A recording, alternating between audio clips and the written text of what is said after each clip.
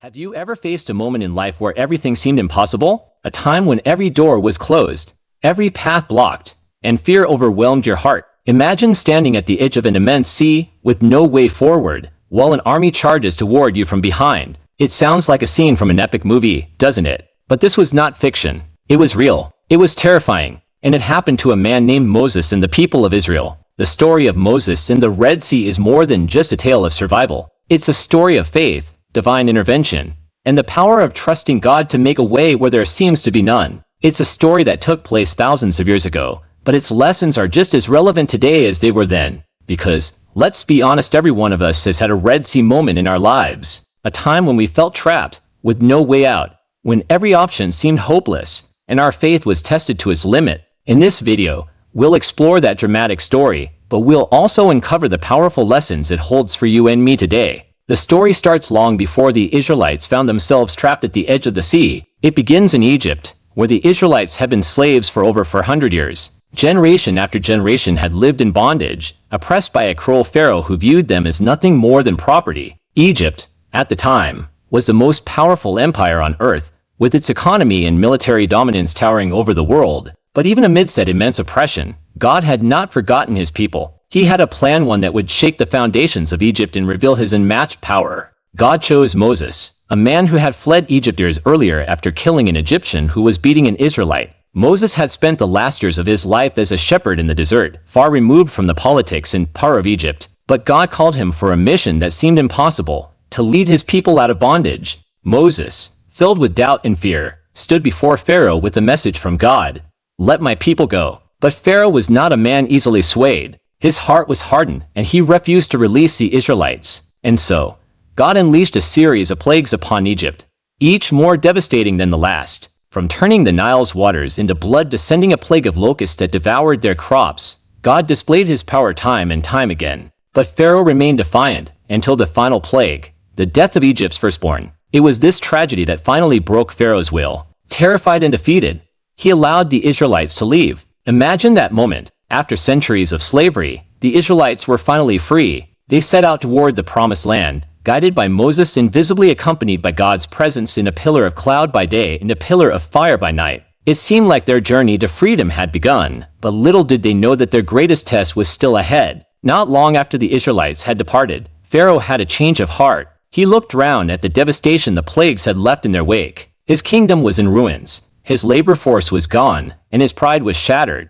He couldn't bear the thought of losing control. So, he gathered his army, the most powerful military force in the world at that time, and set out to bring the Israelites back. The Bible tells us that Pharaoh took 600 of his best chariots, the equivalent of tanks in the ancient world, swift and deadly. Meanwhile, the Israelites had reached the shores of the Red Sea. A massive body of water now stood between them and their freedom. The Red Sea wasn't just any body of water. It was vast, deep, and utterly impassable without boats. As they camped by the water, news spread that Pharaoh's army was closing in fast. Panic gripped the people. They turned to Moses in fear, shouting, "Why did you bring us out here to die in the wilderness? Were there not enough graves in Egypt?" This is where the real test of faith began. Faced with what seemed like an impossible situation, the Israelites saw only two options: face certain death at the hands of Pharaoh's army, or drown in the sea. But Moses, despite the fear around him, knew something the others didn't. God had brought them this far, and he wasn't about to abandon them now. Moses spoke to the people with boldness,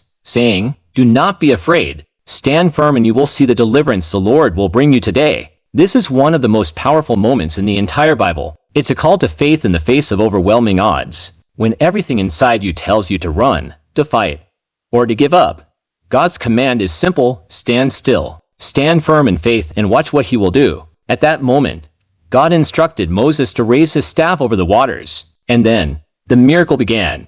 God sent a strong wind that blew all night, dividing the waters of the Red Sea. The sea, which moments before had been an insurmountable obstacle, now became a pathway. The waters stood up like walls on either side, and the Israelites walked through on dry ground. Now, imagine that scene for a moment. The Israelites, with the sound of the rushing wind and the sight of the towering walls of water on either side, walked in faith across the seabed. It must have been both awe-inspiring and terrifying. It's easy to imagine them glancing nervously at the water, wondering if it would hold, wondering if they'd make it to the other side before the Egyptians reached them. In life, we often find ourselves in similar situations. God opens a path for us, but it can feel terrifying to walk through it. Faith isn't always about taking easy steps. Sometimes, it's about walking forward despite the fear, trusting that the same God who opened the way will keep it open until we reach the other side. As the last of the Israelites stepped onto the far shore, Pharaoh's army entered the sea, chasing after them. The power and arrogance of Pharaoh led him to believe that he, too, could cross through the parted waters. But God had other plans. Once the Israelites were safely across, Moses stretched out his hand again, and the waters of the sea crashed back into place, swallowing the entire Egyptian army. Not a single one of them survived. This wasn't just a victory in battle. It was a spiritual victory. God had not only freed his people physically but had utterly destroyed the force that had enslaved them for so long. The Israelites stood on the other side of the sea, watching as the waves returned to their place, realizing that they were truly free. The story of the parting of the Red Sea is one of the most famous miracles in the Bible, but it's more than just an incredible tale of divine intervention. It's a lesson for all of us about faith, trust, and the incredible power of God to make a way when there seems to be none. In our own lives, we all face Red Sea moments, those times when we feel trapped by our circumstances, when it seems like there's no way forward and no way out. It might be a financial crisis, a broken relationship, a health issue, or even a struggle with doubt and fear. In those moments, we are just like the Israelites, standing on the shore, looking at the impossible before us, the danger behind us, and in those moments, God's message to us is the same as it was to them. Do not be afraid, stand firm, and see the deliverance of the Lord. The story of the Red Sea isn't just about God's intervention in the past. It's a reminder of what he can do in your life today. When you face an impossible situation, when you feel like there's no way out, remember that the same God who parted the waters for Moses and the Israelites is the same God who walks with you. He is still making a way where there seems to be no way. He is still delivering his people from impossible circumstances. But here's the thing, the miracle of the Red Sea didn't happen when the Israelites were sitting in their camp, waiting for everything to change. It happened when they stepped forward in faith. It happened when they trusted God enough to walk through the path he created for them. And the same is true for us today. Sometimes, God will open a way, but it's up to us to step forward in faith, to trust that he will carry us through, even when the path seems uncertain or scary. As you think about the story of Moses in the Red Sea, ask yourself, what Red Sea are you facing today? What situation in your life feels impossible? Where do you feel trapped, with no way out? The good news is that you don't have to face it alone. The same God who parted the waters is ready to fight for you. He's ready to make a way where there seems to be none. So, if you find yourself standing at the edge of your own Red Sea, remember this.